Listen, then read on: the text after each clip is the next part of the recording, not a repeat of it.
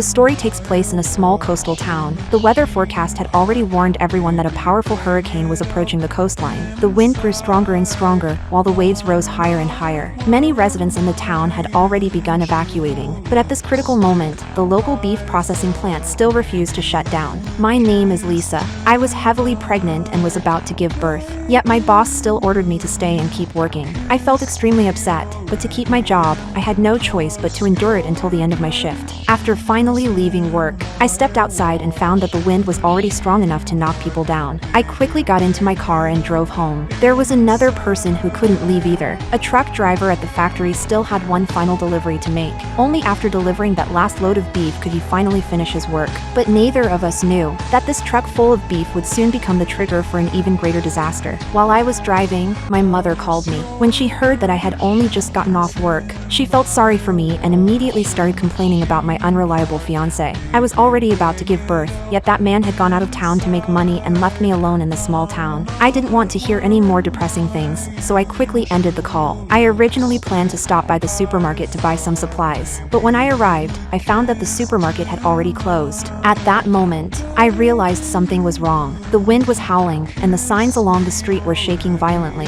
The entire town seemed to be struggling under the storm. I realized this hurricane was far more dangerous than I had imagined, so I decided to leave immediately. But on my way to the highway, several trees knocked down by the storm completely blocked the only exit. The truck loaded with beef was also forced to stop on the road. The driver was extremely anxious, because this was the main road leading out of town. Once it was blocked, everyone was trapped. Someone noticed my car was smaller and suggested that I try squeezing through the gap between the branches. I gently touched my belly and carefully controlled the steering wheel. The front of the car had just entered the gap, when the bottom of the vehicle was suddenly trapped by the branches. The car was completely stuck and couldn't move forward or backward. Just then, a terrifying explosion-like sound came from the distance. The seawall had collapsed under the impact of the waves. The next second, the raging seawater rushed forward like a giant moving wall, charging straight toward the entire town. Seeing the flood coming, the truck driver immediately stepped on the gas, trying to reach higher ground. But the truck was too heavy. There was no time to escape. The huge waves slammed into the truck,